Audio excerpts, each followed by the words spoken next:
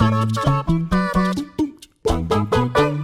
everyone and welcome to WhatCulture Gaming. I'm Josh, joined as ever by Ewan Patterson, because today's the day. Ghost Recon Breakpoint is finally out. It had an early access launch earlier this week. People have been playing it, and perhaps unsurprisingly, the backlash has set in. You could say it's the breaking point for this kind of Ubisoft title, because over the past year or so, they have increasingly added microtransactions into their game, and even one look at kind of the storefront for this new Ghost Recon makes the mind boggled.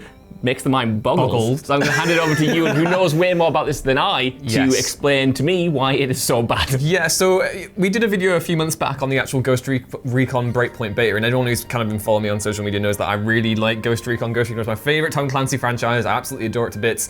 And I was kind of a little bit let down by the beta. I thought there was bugs galore, like Bugsy Malone, except bugs galore, trying to make a follow-up Ghost Recon. Not quite as catchy, but still pretty good. And it didn't fill me with much confidence for the actual launch of the game. And the reviews are out currently. We've got a few that have actually kind of chimed in with the review score, and a few others that are leaving it to be like an in-progress type thing. Yeah. And a lot of sixes coming out at the moment, and it's kind of a shame. The same old story of, Ghost Recon conforming to the Ubisoft open world formula for better and for worse, and how it's a game kind of confused between what it wants to be and what it actually is. Yeah. So anyone who loves Ghost Recon will know that the older games kind of really prized themselves on that tactical, semi-realistic gameplay where you had a squad of ghosts and you would lead them around, and it wasn't quite military simulator, but it was definitely kind of gearing more towards that element. Yeah. And now that Breakpoint's come out, it's more a case of it really leaning into those old Ubisoft sensibilities, that we've seen in the past decade or so with loot shoot mechanics, that sort of thing, and that means microtransactions. And the big thing here is that Ghost Recon Breakpoint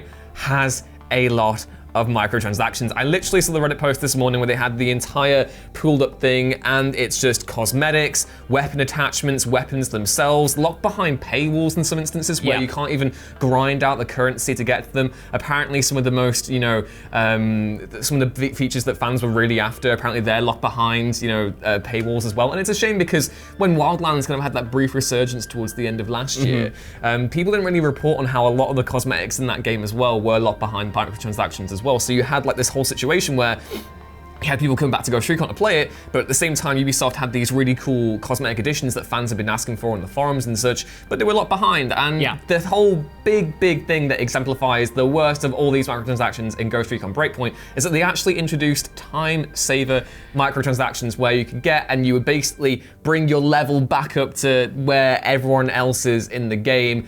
And it's just a bit dorky. It's like there's so many different aspects of it where you can basically put real life money into this game to basically get it played for you, weirdly. You kind of do essentially whatever you want. If you want this weapon, you can unlock it by money. If you want to just level up, you can unlock it by money. And that's the one that always frustrates me, because a lot of, when it comes to kind of these looter shooter games as service games, there's often a disparity between your level and your friend's level, and sometimes that locks you out of missions. I know in the Division 1, it was like crazy if you weren't on the same level as your friend, because you just couldn't play together essentially. But now they've implemented that kind of problem and then given you a reason to, purchase your way around it. Instead of kind of directly solving it, they're just kind of saying, well, if you want to be on, parity with your friends, you can just give us X amount of money and then get there. But I have heard that they are taking this out at least for a little bit. Yeah, so they've taken them out for a little bit. And according to PC Games Network, they basically had this situation where, they brought the level back up where players could actually join in. But the quote that Ubisoft actually gave to the outlet was, "These items were designed as an optional way for players arriving late to the game post-launch to catch up with those who have been playing for longer and enjoy our co-op and challenging end-game experiences. These time savers have since been removed from our store for now," but the onus there is on the for now part. There's definitely a chance they could come back, and there are still microtransactions in there for people to buy skill points and such. And if people are concerned about to Ubisoft's credit, even though we see a lot of these pay-to-win models kind of infest multiplayer games as well, that's not going to apply to Breakpoint. The whole thing with PvP there is that it's all a level playing field all the time. Yeah. Whereas the main issue here currently is the actual PvE mechanics, and that's a shame because there are so many different things that the game itself prides itself on being a loot shooter, which is weird for Ghost Recon, but whatever. If that's what it wants to be, fair enough. And then you actually can't unlock the bulk of the game's content without putting your own money into it, and that's concerning. It is certainly concerning, especially because they've just kind of like set a precedent with this with previous releases. I've championed them in the past. I mentioned on the video I did with Ash yesterday talking about EA and their sort of new microtransaction patent that Ubisoft have been making great strides with their games. They've supported them in the long term where other publishers and developers have kind of failed. I was talking about Rainbow Six Siege, which we obviously love, which they, supported and makes loads of money every single year through these microtransactions. But that might have set a dangerous precedent because now every single Ubisoft game sort of takes that same model. And I feel like when it comes to these titles, when it comes to sort of customization and personalization, that element just isn't there unless you pay up money, which is such frustrating. I mentioned an example yesterday that my operators in Siege are practically the same as they did when they first launched it. I don't really have that many skins because the skins themselves are quite pricey. It's difficult to unlock them in any other ways. And the sort of counter argument to that is, well, you're getting free content. The publishers supporting this game when they don't really have to. But that for me only goes so far. I think the thing with Siege is that you don't necessarily, the cosmetics aren't a key pillar of gameplay. They're nice to have, and you can still, there's an argument that you can still unlock. If you put enough time into them, you can choose to put your renown points towards a specific skin rather than an operator or whatever. But with a game like Ghost Recon, when the entire thing has been linked into the customization elements, and this is, Gunsmith as well, where you have your ghost and you have your cosmetics, and you can change what trousers they're wearing, what hat they've got on, whatever. You can change pretty much every aspect of your character, right down to the inner components of their weapons. When you then lock behind certain cosmetics, behind money, that in itself is a bigger issue. I definitely think Rainbow Six has something to say about, maybe giving players back a little bit more in terms of, because the dedicated players, when I was playing that game forever, I never had an issue with actually unlocking certain things. But when you're, there are certain things that you can give back to the players in certain instances, and if it's all give and no give back, it can be frustrating. And for Ghost Recon especially, when the entire thing is, this is how you make your ghost, this is your ghost, do whatever you want with it, and then you add in about 55 caveats where are like, oh, you can't have this gun, oh no, you can't have that, no, that's, nah. It's always doubly frustrating to me when they have these kind of time saver options, because then it's kind of an admission that, the time you're spending in the game itself isn't kind of worth anything. Because although they'll spin it as, not everyone has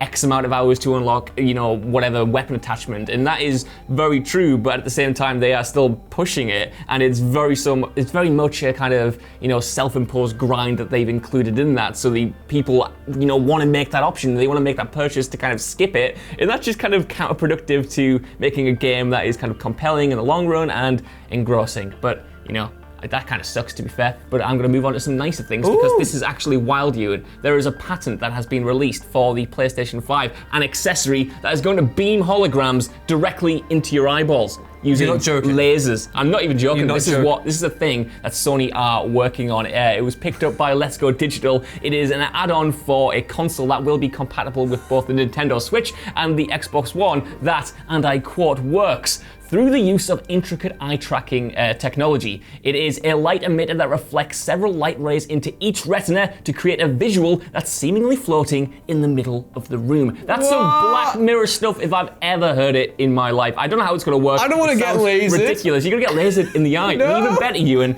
if you're playing two-player on the same screen, it can work for both of you because it's that sophisticated. It can beam a laser into this eye while it's beaming a laser into this eye. Why does this sound like the bloody box from Batman Forever? Because I think, oh no, it literally is. Oh my Jim God. Carrey's gonna walk up to you and get this little thing go like that, and that's gonna be the future of next-gen gaming. Oh, that's It's the box. It's the box. It's the box from Batman Forever. Oh, there are actual applications for this. Apparently, it's going to. That's what the Riddler said. Oh God, I saw Sony turning into the Riddler. There's been too much Riddler talk. Jonah Hill's apparently the Riddler, but now it's Sony who's taking that on board. Yeah, you've ruined this entire thing for me now. I was looking forward to it, and now I can only think of Batman Forever. But there are some applications for it, including, get this. What? Have you ever been at home and wanted to be in the cinema, Ewan?